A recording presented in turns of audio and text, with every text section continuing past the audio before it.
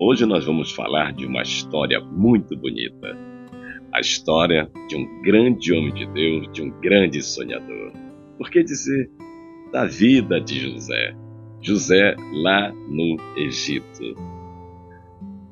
Meus irmãos, em Gênesis, a partir do capítulo 37, versículo 1, vai falar dos sonhos de José.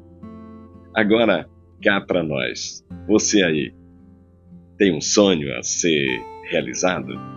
É claro que sim, todos nós temos sonhos e queremos que todos eles sejam realizados, né? Mas José não é diferente de você que está me assistindo agora, tá? José foi o 11º filho de Jacó, né? Os filhos de Israel, vamos dizer assim. E você sabe, né, o que aconteceu com ele, por conta do ciúme, da inveja, da contenda, né?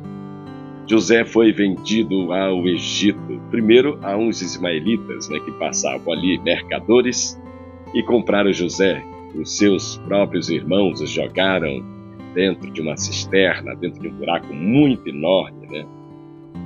Porque tiveram inveja de José. José tinha muitos sonhos, e um dos sonhos, naquela ocasião, ele revelou aos seus irmãos e ao seu pai, né? O sol, a lua e as estrelas, né, praticamente ficavam batendo continência a ele, ou seja, né, o respeitando como autoridade. Depois, os seus irmãos e disseram assim para o seu pai Jacó, e também olharam para José e disseram: quer dizer que nós, seus irmãos, vamos ser subordinados a você? E Deus, que conhece todas as coisas, o que fez? Permitiu que acontecesse tudo com José ali, naquela ocasião.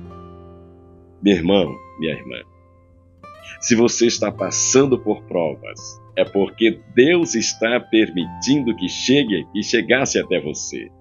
Sabe por quê? Porque no final você será aprovado. Creia que Deus está contigo nesse deserto. Você não está só. José não esteve só. Agora, se coloca aí na pele de José. Imagine dentro de um enorme buraco, sozinho, gritando pelos seus irmãos que o tirassem de lá, porque, segundo a Bíblia, aconteceu isso. Mas José, sempre com aquele coração confiante, né? E não traiu a confiança do Deus Todo-Poderoso. E você vai ver mais lá na frente. Depois que seus irmãos tiraram da cisterna, venderam o mercador ismaelita e levaram até José ao Egito. Chegando lá, Potifar, o intendente de Faraó, né, com toda aquela guarda, né? Abram alas, porque está passando aí Potifar, o intendente de Faraó. E todo mundo abriu a ala, né? E no final estava lá José, de cabeça baixa, né?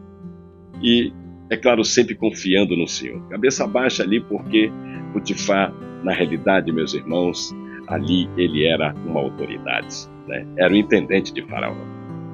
Mas José, dentro dele, movia um espírito de fé e que acreditava que ele iria sair daquela situação, assim como você vai sair dessa situação. Deus te escolheu foi para vencer, não para perder. Que todos os seus problemas Deus vai solucionar. Jacó habitava na terra das peregrinações de seu pai, na terra de Canaã. Estas são as gerações de Jacó. José, aos 17 anos de idade, estava com seus irmãos apacentando os rebanhos, sendo ainda jovem. Andava com os filhos de Bila e com os filhos de Zilpa, mulheres de seu pai. José trazia ao seu pai mais notícias a respeito deles. Fez-lhe uma túnica de várias cores. E vocês sabem o que aconteceu por conta desta túnica ali na tenda de Jacó. Aí surgiu um ciúme entre os irmãos, porque os irmãos mais velhos não concordavam que Jacó fizesse uma túnica especial para José, sendo o 11º filho, né, da tribo de Israel, filho de Jacó. E ali surgiu todo, criou-se uma situação que, meus irmãos, fugiu do controle. Muitas vezes teremos que ter cuidado com o ciúme. O ciúme pode arruinar uma casa, pode arruinar uma nação, pode arruinar a sua vida também. Não deixe que esse ciúme diabólico invada o teu coração, né?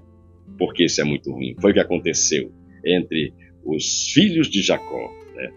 Por José ser o filho mais querido, os outros ficaram com aquele ciúme e fizeram tudo isso que eu estou falando aqui, que eu disse logo no começo dessa mensagem com José. Pegaram, prenderam ele, jogaram ele para uma cisterna, depois foi vendido, e lá chegou ao Egito pelos mercadores ismaelitas, e Potifar pôs os olhos nele e viu que era uma pessoa diferente, né? Ora, ele foi vendido como escravo, e os escravos, naturalmente, que não sabiam ler naquela época, né?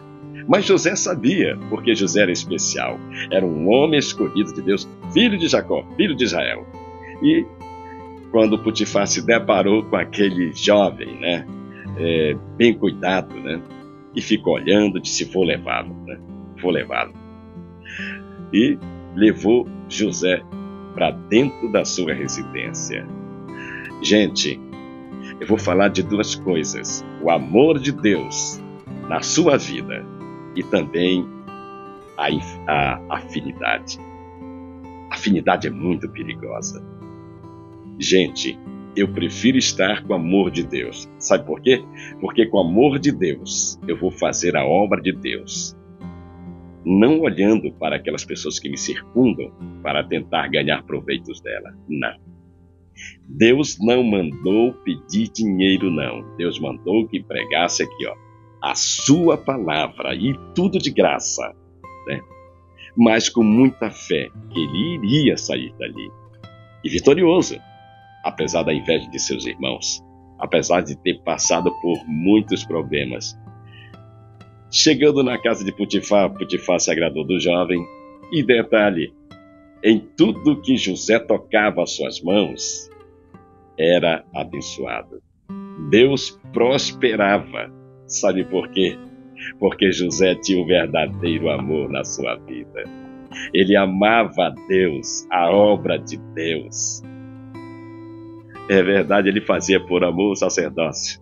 É por isso que quem quer fazer a obra de Deus, gente, faça com amor, porque é um sacerdócio. Tá bom?